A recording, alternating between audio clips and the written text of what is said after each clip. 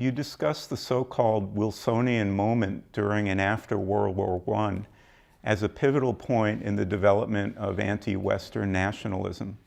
Why were nationalist movements in East Asia, the Middle East, and Eastern Europe disappointed in the peace agreement at Versailles?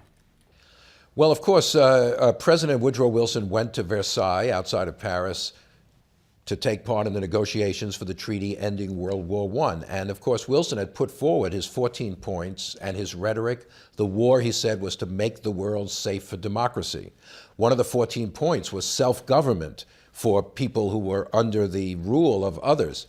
Wilson was talking about Europe, basically. The World War I led to the destruction of the Austro-Hungarian Empire, and those peoples in Eastern Europe deserved nations of their own. And out of World War I came new nations, Yugoslavia, Czechoslovakia, Poland, etc., who'd been ruled over either by the Tsarist Empire or the Austro-Hungarian Empire.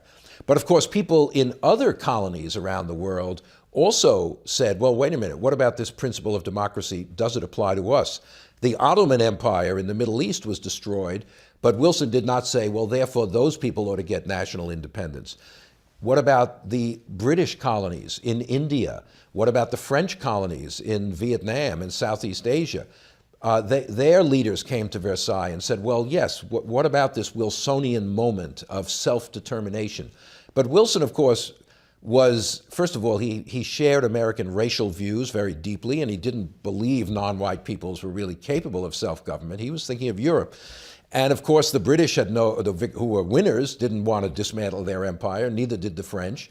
So the promise of democracy was betrayed at Versailles, at least from the point of view of people like Gandhi from India, or Ho Chi Minh from Vietnam, or people fighting for the independence of Egypt from British rule. And so it led to a great sense of disappointment in the end, that the Wilsonian principle was not really applied to many of the colonial possessions of the world. And the Wilsonian moment ended in widespread disappointment. It had begun in great hopes for worldwide change.